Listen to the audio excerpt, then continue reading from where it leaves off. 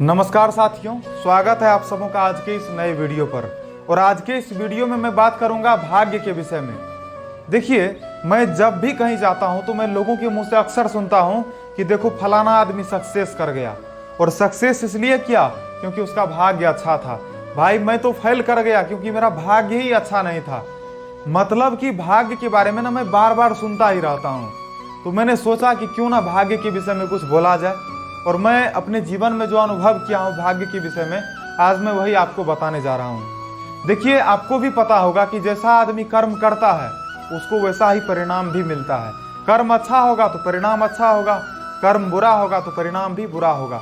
और ये सिंपल सी बात है, और ये बात हर कोई जानता है, आप भी जानते हो। तो देखिए, कर्म के अनुरूप ही परिणाम मिलता है। अब बात आती है भाग्य के विषय में। अब भाग्य के ऊपर हम लोग आते हैं। तो इससे पहले मैं आपको एक छोटा सा कहानी सुना देना चाहता हूँ। एक आदमी बहुत गरीब था और उसका आर्थिक स्थिति इतना खराब था कि उसे प्रतिदिन मजदूरी करना पड़ता था। वो यदि एक दिन भी बैठ जाता तो उसको भोजन खाने के लिए भी नहीं मिलता, इतना उसका स्थिति खराब था। तो वो एक दिन भगवान को याद करते हुए कहता है, भगवान मैं आपका इतना पूजा पाठ करता हूँ और मैं इतना ज़्यादा मेहनत भी कर रहा हूँ, लेकिन मैं जितना भी धन कमाता हूँ सारा का सारा खर्च हो जाता है। वो आदमी बहुत चिंतित था। वो उसी दिन गया मंदिर, और मंदिर में जाकर के वो बहुत देर तक तपस्या किया। फिर भगवान उसके समक्ष प्रकट हुए और भगवान बोले, मांगो, क्या वरदान मांगते हो। उसने कहा, भगवान आप मुझे ऐसा वरदान दीजिए मैं जो भी इच्छा करूं मेरा इच्छा भरपूर मात्रा में पूर्ण हो जाए। तो भगवान उसको बोले, तथास्तु, और उसको वरदान मिल गया। और वरदान जब जैसे ही उसको मिला वो आदमी उसी वक्त से लोभ करने लग गया, वो वरदान का दुरुपयोग करने लग गया। वो आया अपने घर, और अपने घर में उसने कहा कि हे भगवान मेरे घर में बहुत सारा चावल हो जाए। और उसके घर में इतना चावल हो गया, इतना चावल हो गया कि उसके घर में जगह नहीं था रखने के लिए। अब वो आदमी कहा, भगवान अब रुक जाइए, तो रुक गया। उसके बाद वो आदमी ना बोला, भगवान मेरे घर में बहुत सारा सोना हो जाए।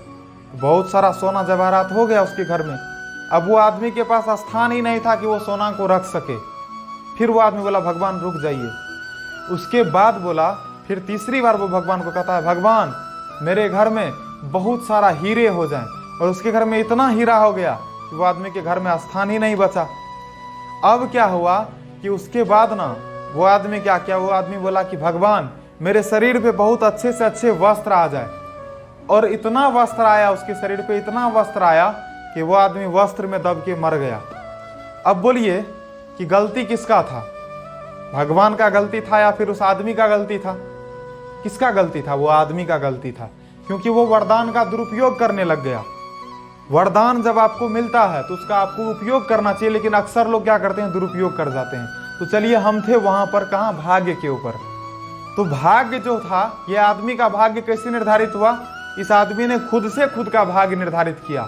ये मर गया कपड़े के अंदर दब के। क्यों मर गया? क्योंकि इसने खुद से ही ऐसा निर्णय लिया। इसने खुद से ही भगवान से मांगा कि भगवान मेरे पास बहुत सारे कपड़े हो जाए। और फिर हुआ क्या, वो मर गया।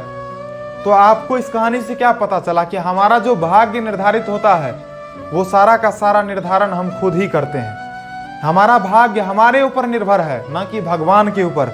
हम सिर्फ कर्म करते हैं और परमात्मा उसके अनुरूप हमें परिणाम देते हैं। तो आप जैसा कर्म करोगे आपको वैसा ही परिणाम मिलेगा। तो अच्छा कर्म कीजिए, अच्छा परिणाम मिलेगा। तो सीधी सी बात है, आपका निर्णय यदि उचित होगा तो आपका भाग्य भी उचित ही होगा, और यदि आपका निर्णय अनुचित होगा तो आपका भाग्य भी अनुचित हो जाएगा। आप जो चाहोगे वो नहीं हो पाएगा। तो अच्छा सोचिए, अच्छा निर्णय लीजिए, और आपका भाग्य भी ऑटोमेटिकली अच्छा हो ही जाएगा।